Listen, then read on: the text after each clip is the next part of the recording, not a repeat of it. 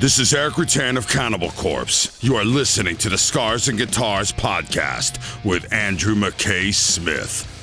G'day everybody, I hope you are well. It is the beginning of another new year, 2024. May this year be the best one yet. It's certainly starting off in a good way for me, that's for sure, because I present to you a conversation with the great Chris Broderick. Now, the catalyst for the chat is due to an Australian tour from In Flames with Creator. I say at the end of the chat that the Brisbane show is first, it's actually last, Sunday the 18th of February.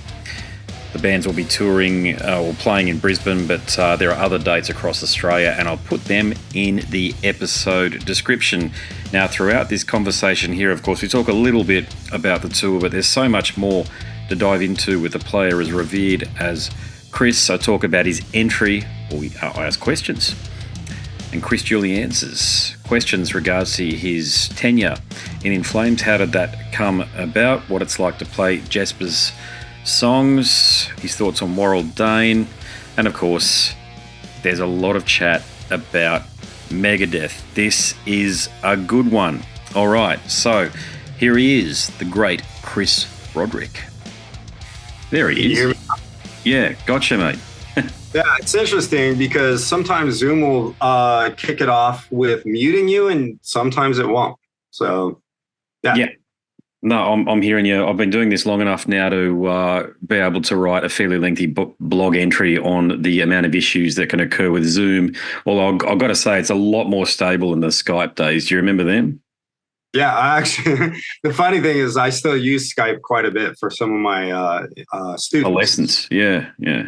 The main, and I'm sure you could probably do this in Zoom, but I think I've tried so many other platforms up to this point, it's like, I don't want to keep jumping platforms, So, but the one thing I really like about Skype is that it keeps your chats like logged forever, just natively. So, So for me, I use it as a, like if I want to give assignments to students and stuff like that, then I'll use the chat feature, and it stays there forever, even if I send files and things of that nature. So, yeah, that's an interesting point. Sorry, you go, mate. I was going to say they no longer have the excuse that my dog ate it or anything like that. That was my question. Do you enjoy teaching? I do, yeah. As long as, so if I'll give you the best and the worst scenario. The best scenario is I have students that really value what I want to show them, and they work really hard to try and, achieve their goals on the instrument. And the opposite side is this student that's like, has a soccer mom and dad that, like, oh, you should take guitar lessons. And then so I'm constantly asking them, oh, well, did you practice? No. Oh, well, did you listen to the song or the piece of material? No, not really.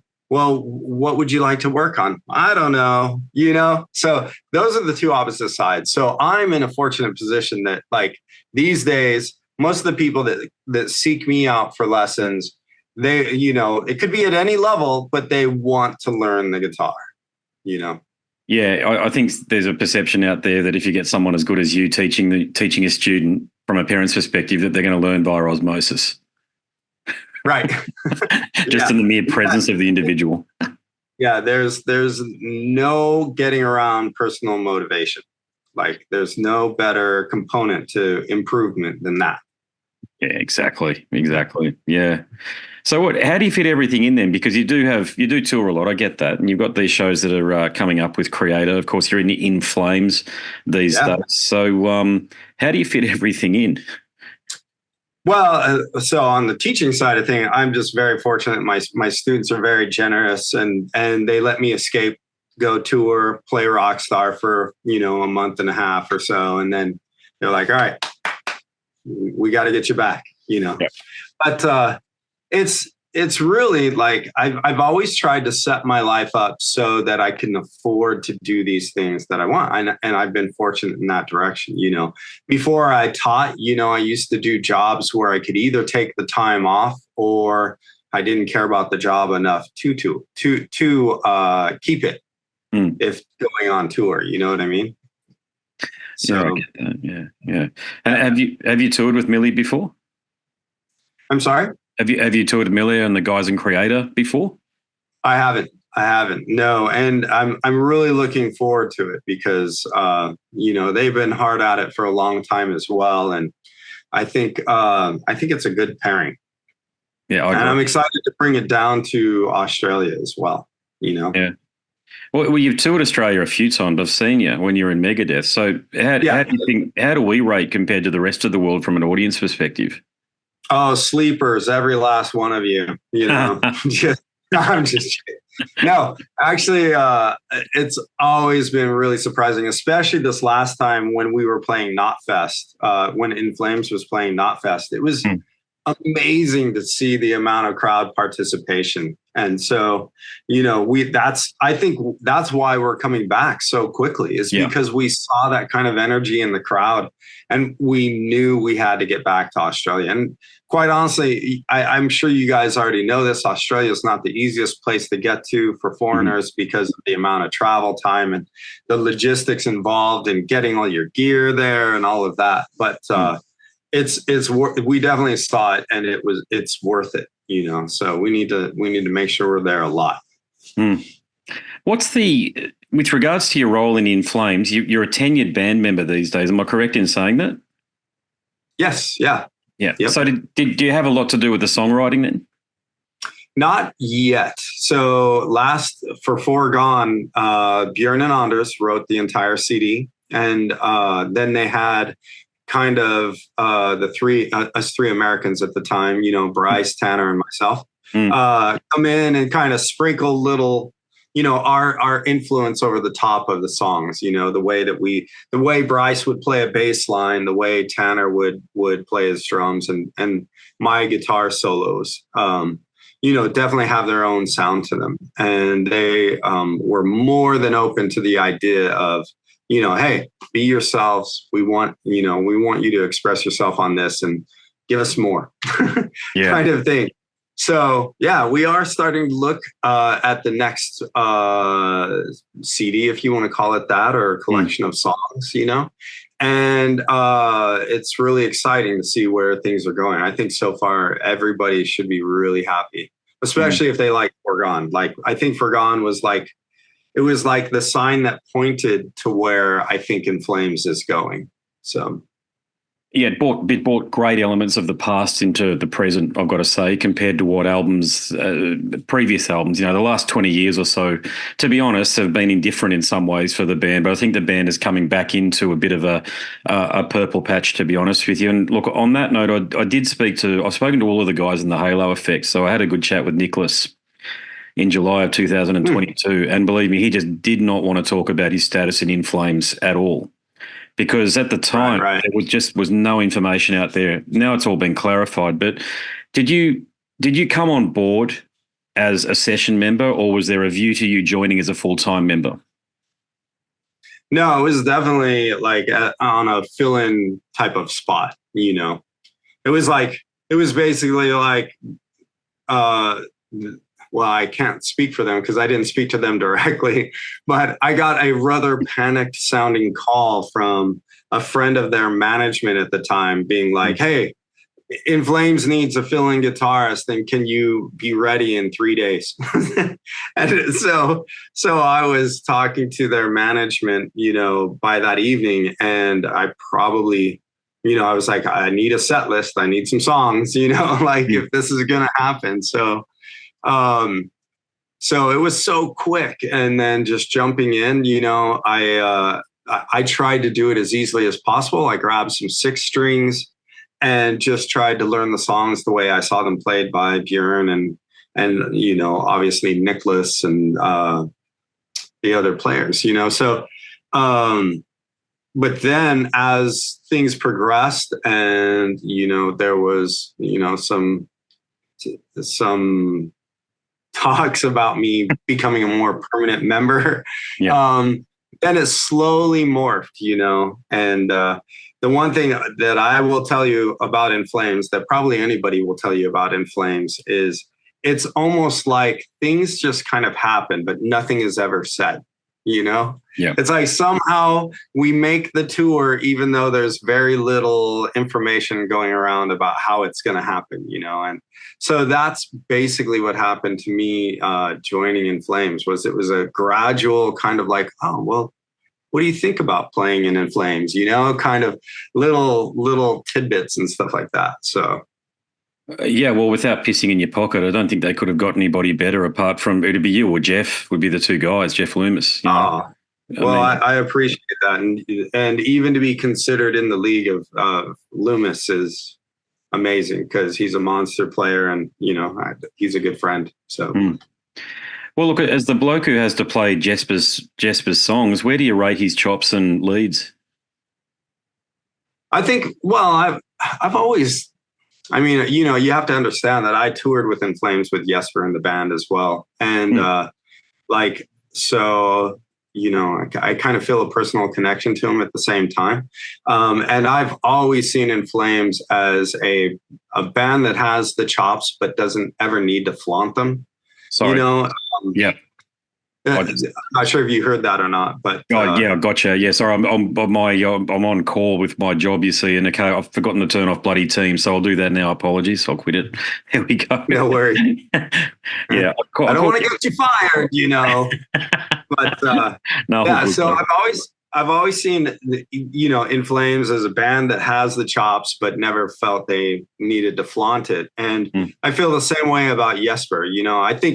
Personally, I think Jesper is a great writer. Like he knows how to weave melody in with guitar harmony and heavy riffs. And that's, I think, his biggest strength. So I wouldn't even say I step into that role, but I come in to, quite honestly, try and honor his role when I play his music. I don't want the fans to come to a show and see my interpretation of, what the music is. I want them to go, oh man, that song sounded awesome, as much as possible. So yeah. That's my way of honoring any player that I've had to play their music. Well, you're doing a heck of a job, like you did a hell of a bloody job at Megadeth playing Marty's solos as well. So there you go. I've certainly seen the videos, mate. But I mean, you're world class. So you're one of those guys who could pretty much, you're a bit like Marty, that I'm sure you could make a bloody hairbrush sing, Yeah. My problem is that at least I feel like I have to put in a lot of work to make it happen. I love to practice. And so it's not really, I don't see it as a negative. But I do think I put in a lot of time so that I can, attempt to do that stuff. So yeah, well, that's that excellence that you've got in you coming to the fore right there, that constantly wanting to refine to get it right. Yeah, that's the only way it happens, isn't it? Just constant practice. Yeah. Look, if I had to pick a vocalist that had everything, I'd actually choose Warrel Dane. And look, a sober Warrel, I think, would eventually have eclipsed the great Ronnie James Dio by my own estimation. Wow. I think he's that good. I think where he was in Sanctuary with the high voice to what he was doing in Nevermore with the more lower gruff voice, he just seemed to have it all. But there was another dimension about working with Warrel, and I guess I've already mentioned it. But how challenging for you was it working with him? It was a little chaotic working with Warrel. Phenomenal singer, and most of all, very original style, with the vocals, and very good lyricist at the same time. But, with his drinking and stuff, how do I put it? His ability to make sure that shows were on time and that he was there and he was top of his game wasn't always the top priority. You know what I mean? Yeah. But he, looking back, and you look at all of the music that he brought, Dead Heart in a Dead World. I mean, that's going to go down as one of my favorite CDs of all time. Yeah. Great. Yeah. And so, I think I would totally agree with you, in terms of that comparison between sober Warrel and Warrel that unfortunately passed. I mean, I think he could have rivaled anybody for sure. Yeah, yeah, it's a tough one with him because you could actually see it too in the photos and the videos he was doing whilst he was living. Because to be honest, I'm not trying to offend anybody. He looked like shit when he was living in Brazil, probably because he was drinking all of the time. You know, I saw those videos and I thought, you poor bastard. And I just wonder if anybody was around him and letting him know that there were other things like plant medicine that were, especially being so close to the Amazon like he was, that he had within his fingertips, within reach. I wonder if he was actually accessing some of that biotechnology, if you like, to help him. It's too hard to say. Like I, from my part, had definitely, there's a point at which, and I mean, it's hard to even talk about this subject, but there's a point at which I gave up on the prospect, you know what I mean? Of him getting healthy and stuff like that. It was just, it draws too much emotionally from you as an individual personally to see somebody that won't listen when their life is depending on it, So. Yeah, literally in his case, that's what happened. Yeah, I know it's very sad, but we've still got those great albums that he appeared on. To your point, Dead Heart and No Dead World, man, what a fantastic album whose legacy just continues to grow. Yeah, yeah.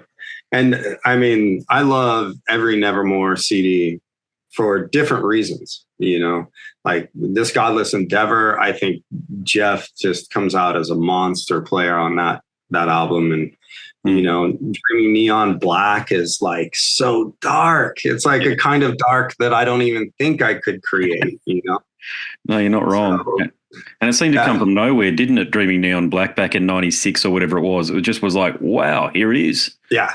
I remember that. Yeah. Look, I wrote in 2017 that Old Scars, New Wounds is the best Megadeth album by far since Cryptic Writings. Okay. Wow. I don't know how to perceive that comment. Well, it is what it is because it is how it sounds, right? Meaning that, I mean, you were in the band as long as anybody else, let's face it, given the bloody revolving door of members in that group these days. And I've had long conversations with David Ellison, I mean, when I say David, about this, but it does lend itself to the question. Act of Defiance, your writing in that is just extraordinary. So are you still doing that, or is that just on the back burner, or what's happening? It's definitely on the back burner right now. I'm really proud of the albums that we did, both Birth and the Burial and Old Scars, New Wounds. But right now I'm having so much fun and In Flames, and it feels like home. And, it's going to be something that I think I can bring my personality to as well. So yeah, right now that's really my focus. Reborn and Conspiracy of the Gods, I think, they're the two songs in particular that I'll zero in on and say that I don't think Dave's even written anything similar to that since Rust in Peace. Actually, when you talk about, that transition from between the riff into the solo and then back again and vice versa, just extraordinary stuff on those two songs. And I even think for most metal fans, the songs went over their heads somehow. I couldn't believe it. I heard them and I was just, as an old school fan, I was like, fuck, someone's actually doing it. Here it is. Someone actually understands what makes this music energetic, vibrant. It's up, the cadence is full on and all the rest of it. But it does, but it does hint at something else. Well, it's stronger than a hint. It goes right to the heart of something else, which is that Dave Mustaine didn't collaborate with you. That's my interpretation of it. But just to add to that, Drover was a huge component of those songs. So there you go. Well, there you go. Well, that's what I could hear. Yeah. He is the self-quantified fastest guitarist on the planet. So yeah. It was. I mean, it was a great time coming up with that material. So, thank you very much. No, look, my pleasure. Do you get people like me, people who were around when Megadeth were in the early 90s, the Symphony of Destruction guys, that sort of thing. Did you manage to link up with a lot of us old school fans that way through that album? Is that your perception of things? We didn't really have a direction in that sense, like how, where our demographic was going to be or anything like that. What Shawn and I set out to do right off the bat was to make sure that all of us just wrote what we wanted to write, So Matt Bashan, he wrote some songs. Henry wrote songs, Of course, Shawn and I wrote songs, and we didn't, no one of us or group of us ever said, oh, no, you don't want to write that, or we're not going to use that or anything like that. Hmm. It was very much like, we're doing this for us. And, like if people love it, even better. Yeah. Well, it's, again, a bit like Dead Heart and the Dead World. It's there for posterity's sake now. And I do believe that Old Scars, New Wounds will be one of those albums that when people are serious, when they get a bit older and they're you don't want to say serious, they get beyond the smoke and mirrors and the bullshit. It's one of those albums that'll emerge as one of the real ones and people will start finding it again. It'll sort of live a life of its own. That happens with albums though. Yeah. Yeah. Well, I hope so. Because I definitely am really proud of what we did, and if other people enjoy it, all the better. So thank you. Thank you. No, I've been wanting to give you that feedback for years, actually, about that. I did a review back in 2017 that sort of caught on a bit online, and I think people, the people that were around when Slayer was still releasing good albums and stuff, they get what I was talking about this stuff. Where there was a more distinct definition between extreme metal and thrash metal, and I know there were some metalcore elements on the album there, but I think you did that with a lot of taste as well. You brought that thrash metal sound into the now without sacrificing any of the core elements, which is really hard to do. Bloody hard to do, But look, something else, and I'll preface this by saying that, all of the blabbermouth fanboys can send any hate mail to me when I ask this question. I mean, there's so many bloody of them out there with their, their underpants tend to get a bit tighter when they start talking about guys like Dave Mustaine and Danny Filth and stuff. But here I go. Yep. All right. Look, Dave Mustaine, as I say, I've spoken to David about this topic, and I mean, he's got a hell of an ego. I get he was thrash metal's chief architect. I'll never take that away from the bloke. Practically invented the genre as we understand it today. Okay, but he's just got this enormous ego, and I've heard so many other stories about things that have happened backstage that I can't share for public's sake, share it with you off the record or whatever. But just the way he carries on a little bit. But for you, how did you manage that aspect of being in Megadeth? For me, I just tried to put my head down and play the guitar. That's always what it's about for me initially. Like, I love playing the guitar. So I remember I got an interview right when I joined Megadeth, and this kid, he was so awesome. And his first question to me was, so you're the 22nd member that's been in Megadeth. And this is, mind you, right when I joined. You're the 22nd member that's been in Megadeth. How does that make you feel? I just started laughing, I was like, 22nd, second guitarist, it doesn't matter. I'm here to play guitar. And I just did my best to focus on that as much as possible, So that's the one thing that grounded me and kept me sane for the amount of time that I was in that band. Did you find that you and Shawn sort of formed a clique within the band? Is that how it worked? Yeah, I think so. I relate to Shawn and we have similar backgrounds, and similar loves of music. King Diamond will always be one of our favorite musicians, So yeah, we definitely got along really well. Yeah, sweet. Yeah, mate, you've done heaps, and I'm sure there's more to come. But you've just got an impeccable resume thus far. So, including Jag Panzer, of course. I haven't even mentioned them yet. But what's the highlight of your career so far, you reckon? Well, it's gonna sound so clichéic, but probably the Sofia, Bulgaria Big Four. Oh yeah. Any of the Big Fours were just so momentous, and I don't just want to see it as the I played to 100,000 fans or something like that. It was not only that. It was the fact that you had four of the biggest thrash metal bands on one stage at one time, and the coolest thing was that Metallica, they didn't necessarily need any of the rest of us. Yeah. It's like, but they brought us all on. They formed the tour with the four bands. And then they were super open about like, hey, if you ever want to use our jam room, like, let's get on stage and jam together. It's we played I did the solo with Kirk Hammett, Am I Evil? Like, stood on stage with him. Like, it was all of that stuff, the crowd, like being a part of it, the 4 bands that were assembled, and the openness of Metallica to allow, like, to make that happen. You know what I mean? To me, that was an incredible moment in time. Yeah. I actually mentioned in the review that you were the most accomplished guitarist on stage during that gig as well, I feel, because I've seen the videos, and compliments keep coming, mate. I'm probably not going to get this opportunity again, so I might as well heap on the praise where it's deserved, but in that gig, did you form a special bond with anybody in the other bands? No, not that I would say a special bond or anything like that. Just a lot of camaraderie and admiration. Like, at that time, Rob Congiano was playing in Anthrax, monster player, and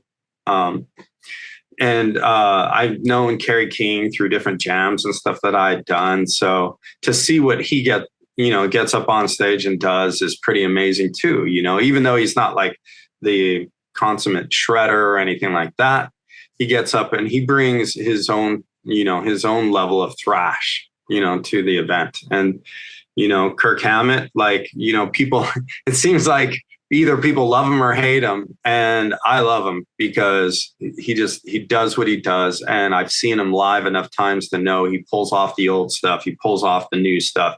He plays his music, he puts his heart into it. So for me, like, I just walked away from that with a lot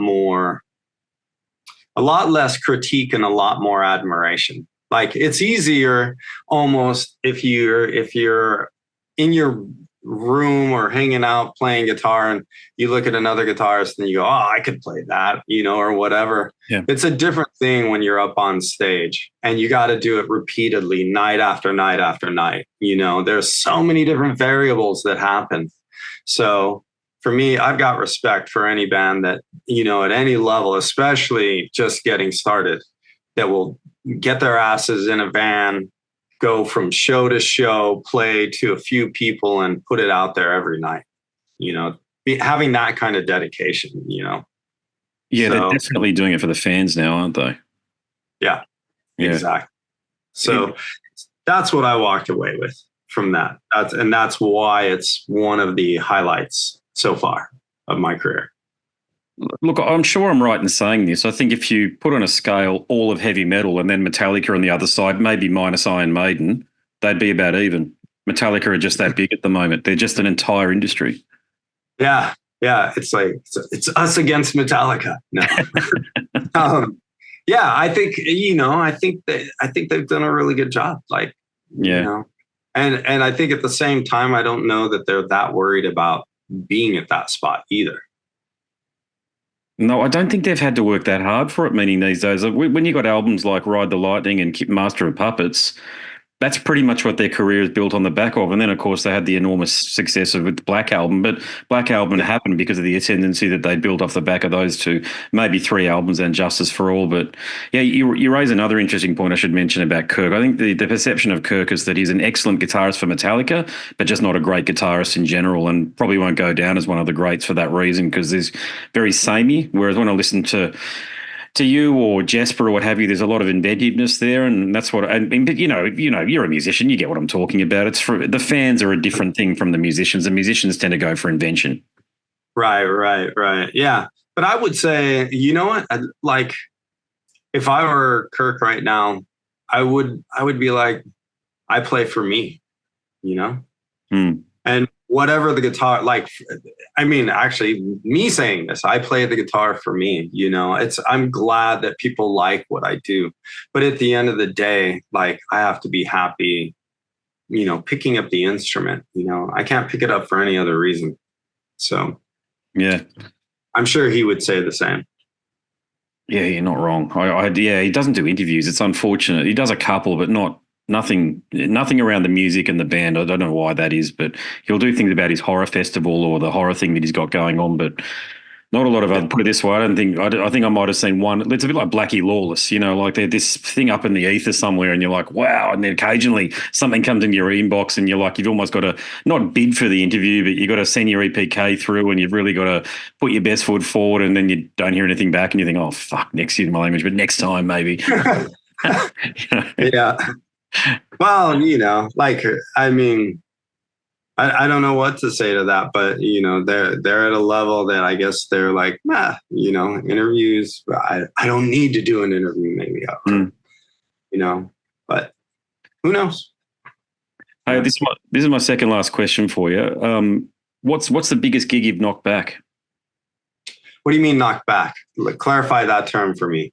I couldn't imagine. I would imagine that you get in your inbox maybe once every 6 months or once a quarter or whatever, a pretty bloody substantial opportunity, whether it be, joining Foreigner or something like that. Have you had anything come across your desk that way? Well, I've had stuff come across my desk, but I've never passed on it. You know what I mean? I've had potential opportunities that were like, well, if this happens, then we'll need a guitarist, kind of a thing. Uh-huh. And I've went and auditioned for them and been ready to assume that role. But the other side of the coin never happened, where the guitarist ended up needing to have a fill-in or anything like that. So, yeah. And as much as I would like to tell you some of the bands, because they are awesome bands, I'm not going to. So.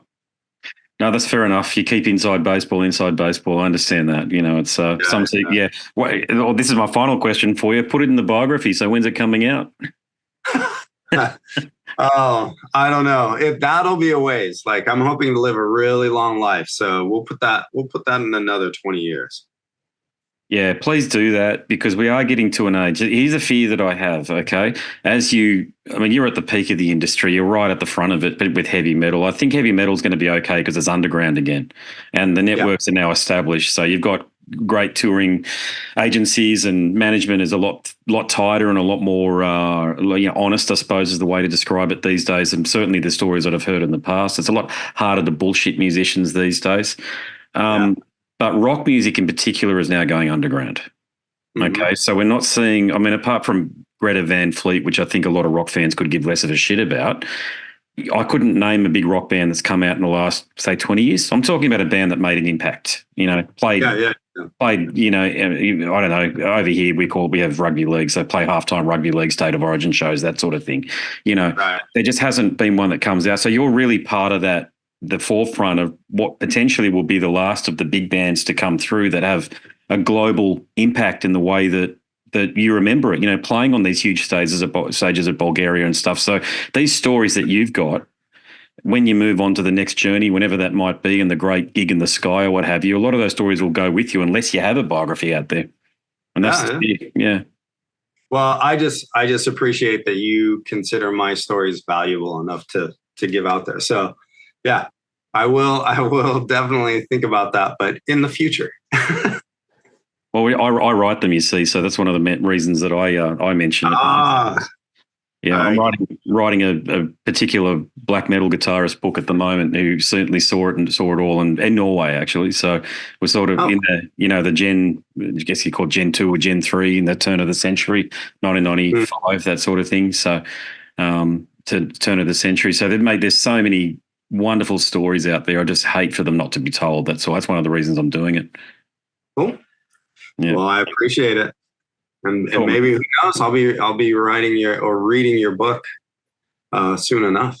Well, I'll once it's out there, I'll send it through to John, who can send it through to management or what have you for you. So, I'm big on Kindle and ebooks these days. I know people still like the physical copy, but you travel a lot, so you get it. You can't bloody bring books with you everywhere.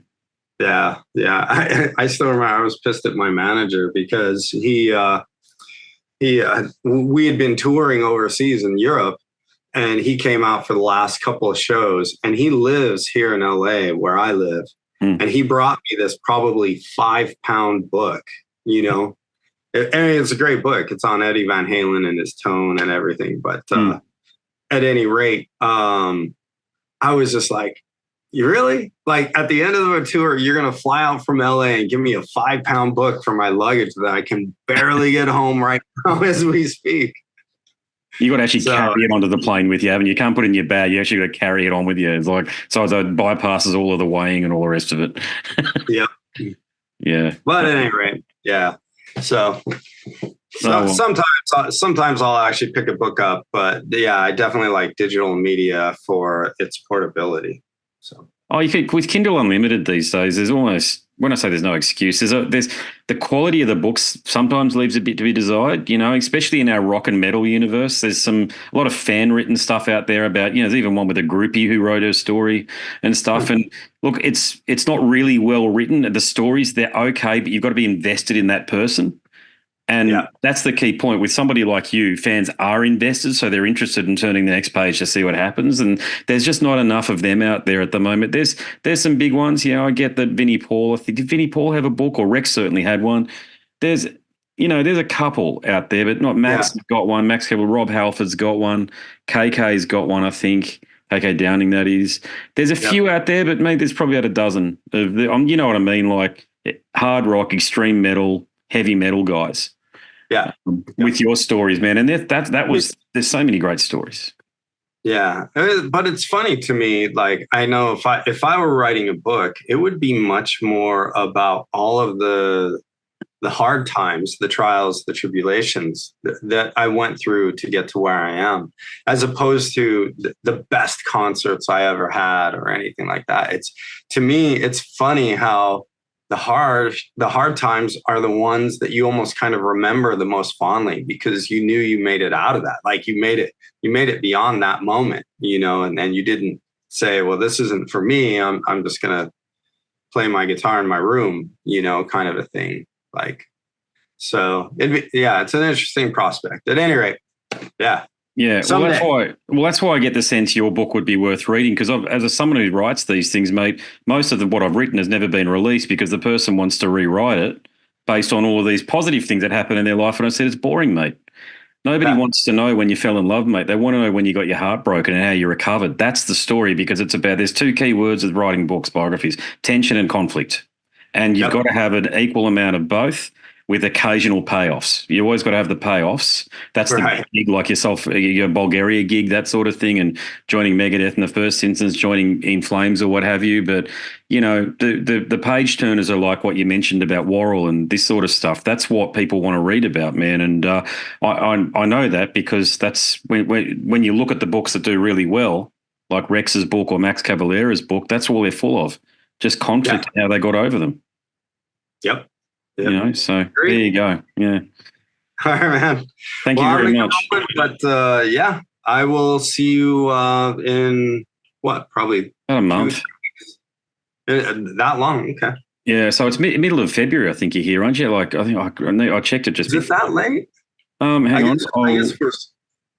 I will check now, so as though I don't go telling you, so as though, you turn up for the tour late or something like that based on what I say. Hang on, here I go. Where are we? So, oh, God, you go to these websites and all these pop-ups and stuff that happen. 14th of February is down in Melbourne, so I wonder when Brisbane is. Sydney is the 17th. So, yeah, around about then anyway. I think the first show is in my hometown, Brisbane, so you'll be, nice. I'll be there, mate, for sure. All right. I will plan on seeing you there. Absolutely, mate. Thanks very much for the chat. I really appreciate it. It's a good one. Yeah. Thanks for having me, and have a good one, Andrew. You too, brother. All right, catch you, mate. See ya. Well, there he is, the great Chris Broderick. That is a conversation that I have been looking forward to for many, many years. I'm sure long-time listeners to the show have heard me talk up Chris's accomplishments in the past, but to actually talk to the man himself, that is something else. Now, if you liked that chat, there are many more just like it over at scarsandguitars.com. A heap, in fact. If you like Cradle of Filth, there's a special Cradle of Filth Conversations link. I've spoken to many of the band's former members, and we go right into it, right to the heart of the matter with the former Cradle of Filth members. A bit like that chat just then with Chris. All right, got some information to share with you about my book. I've got a couple more on the horizon, but there is one out there for you to purchase at the moment. Scars and Guitars Volume 1, Conversations from the World of Heavy Metal and Beyond. Do check it out. And I'll bid you. I've got some more information to share with you about that. Did I say that? Well, I'm saying it now. But before we get to that, I'll bid you a fond farewell. My name is Andrew Mackay-Smith, and I'm the host of the Scars and Guitars podcast. Until next time, it's a goodbye for now. This is Eric Rutan of Cannibal Corpse. You are listening to the Scars and Guitars podcast with Andrew Mackay-Smith. I've been the host of the Scars and Guitars podcast since 2017. The first musician I interviewed for the show was David Vincent from Morbid Angel, and things have just snowballed from there. In all, I've posted almost 650 podcast episodes featuring conversations with many of the leading lights of rock, heavy metal, and beyond. It just got to a point where I thought, I need to write a book about all this, so that's exactly what I did. In Scars and Guitars Volume 1, you'll read a heap of deep reveals and commentary, such as Des Fafara talking about Coal Chamber and why the band will never return. You know, if you're a band just starting out, you need to hear me. Do not start a band with partners. Ever. Yeah, wise words, sage advice, mate, for anybody. Don't ever, because I can't go do Coal Chamber right now unless I get others involved. Phil Anselmo talks about the episode in his career which gives him the greatest sense of accomplishment. I think the staying power of the fans and the staying power of the songs, you know, whether it's Pantera, Down, or Superjoint, the fans remember the songs. Alex Skolnick from Testament confirms that, yes, playing the guitar in Ozzy's band is anything but an ordinary gig. Will Silent Oz from Dimmu Borgir write a book? Pa from Sabaton gives advice to people who want to start a band. Look at the team around you, look at the bandmates. If the guys want to be on the stage, then it's all cool. If the guys want to be backstage, then it's not going to be cool. Current and former members of Cradle of Filth discuss the band's seminal 90s material. Read about the reaction to George Lynch and Mark from Suicide Silence's comments when they throw shade at then President Donald Trump. We have this idiotic monster, you know, this egotistical, self-aggrandizing, complete piece of shit in there. I just can't understand how we've gotten to this place. And yeah, we kicked a hornet's nest with Sepultura. Percussive overlord Gene Hoglan talks about recording with Chuck Schuldiner. Chuck was always, he was very open-minded, and he was into having his musicians that were playing with him just reach out for the best stuff that they had. Phil Campbell from Motorhead discusses what it takes to get sober. John Five answers his critics who dismiss his tenure with Marilyn Manson. You know, my name is John Five, and Manson gave me that name, and I had some of the best years of my life in that band and learned a lot. And we get the lowdown on Treyarch Zagtoth from those who would know, including his mother. All across Scars and Guitars Volume 1, there are moments of tension, relief, tragedy, exhilaration, and throughout it all, you'll obtain insight that I believe no one else has managed to obtain from many of your favourite artists. So treat yourself. Scars and Guitars Volume 1 is currently available as an ebook with a print edition on the horizon. Follow the links attached and download a sample. I'm sure you'll be compelled to read the whole book.